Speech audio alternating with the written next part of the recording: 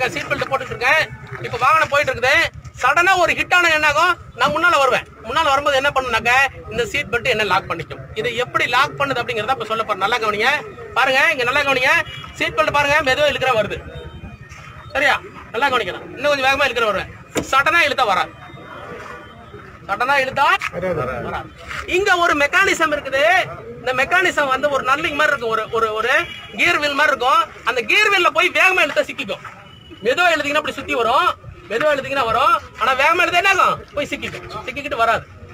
சரி, இது இப்படி புடிச்சிக்கிச்சுன்னா நான் இறந்து போயிருவேனே. இது இப்படி டைட்டா புடிச்சிக்குது, இப்படி புடிச்சிக்கிச்சுன்னா இதுக்கப்புறம் என்னால அந்தாண்ட வர முடியாது, மூச்சை விட முடியாது, இறந்து போயிருவேன். அப்படி ஆகுமானா? ஆகாது.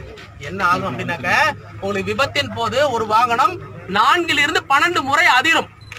அந்த அதிர்வு வரும்போது ஒரு ஹிட் வருதுல்ல, அப்போ வந்து இந்த சீட் பெல்ட்டை பிடிக்கும், அதிர்வு விட்டோன்னு போயிடும், பிடிக்கும் போயிடும், பிடிக்கும் போயிடும். 8 முறை அதிர்ந்தால் 8 முறை பிடிக்கும், 9வது முறை சீட் பெல்ட் விட்டுரும். புரியுதா என்ன சொல்றேன்? என்ன சொல்ற புரியுதா? அப்ப வண்டி நிக்கும் போது சீட் பெல்ட் என்ன இருக்கும், ரிலீஸ் ஆயிடும்.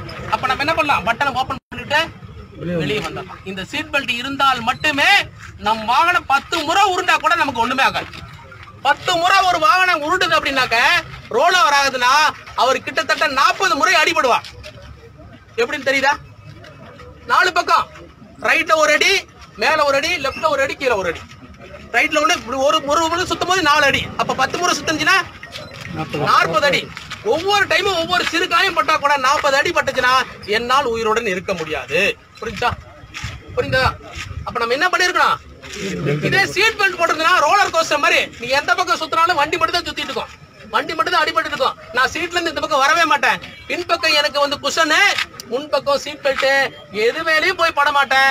விபத்து முடிஞ்சதுக்கு அப்புறம் வாகனம் நின்னதுக்கு அப்புறம் சீட் பெல்ட் கட்டிட்டு வெளியே வரும். புரிஞ்சுச்சா? புரிஞ்சுதா? சீட் பெல்ட்டோட கான்செப்ட் தெரிஞ்சிருச்சா? இத்தனை நாள் நமக்கு தெரியாது.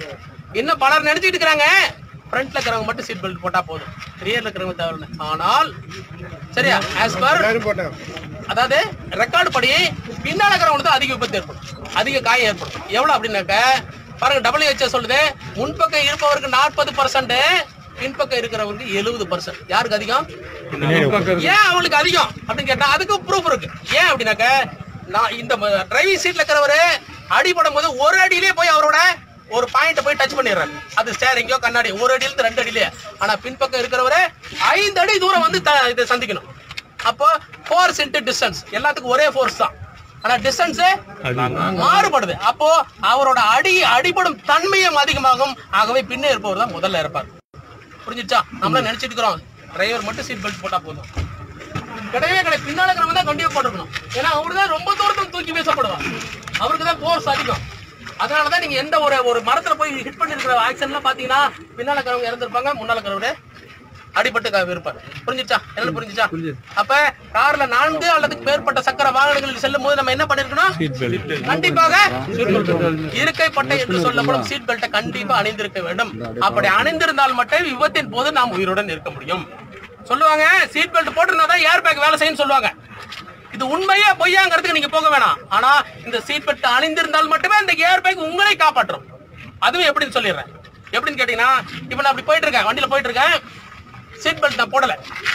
இப்போ வந்து ஏர் பேக் என் வண்டியில இருக்குது, ஏர் பேக் இருக்கு, இது என்ன காப்பாத்து காப்பாத்து. ஏன்னு கேளுங்க. இப்ப நான் போயிட்டு இருக்கேன், ரைட்ல வந்து ஒரு வண்டி என்ன இடிக்குது.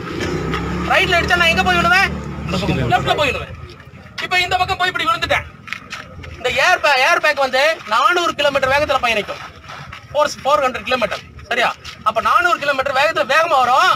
அது பிராக்ஷன் ஆஃப் செகண்ட்ல வரும். அது வந்து வெறும் 50 மில்லி செகண்ட்ல வந்துடும். 50ல இருந்து 100 மில்லி செகண்ட்ல இருந்து வெளியே வந்துடும். சரியா? அதாவது ஒரு செகண்டே 1000 பிரிக்கிறது, அதெல்லாம் 100 செகண்ட்ல வெளியே வந்துடும், மில்லி செகண்ட்ல வெளியே வந்துடும். இப்ப நான் வலது பக்கம் போகும்போது இந்த ஏர் பேக் எங்க இருக்கும், ஏர் பலூன் எங்க வரும், இது ஏன் வெளியே போகுது? நான் தானே கார் வாங்கணும், என்ன நோக்கில வரணும், வராது. அதனோட டிசைன் அது மாதிரிதான்.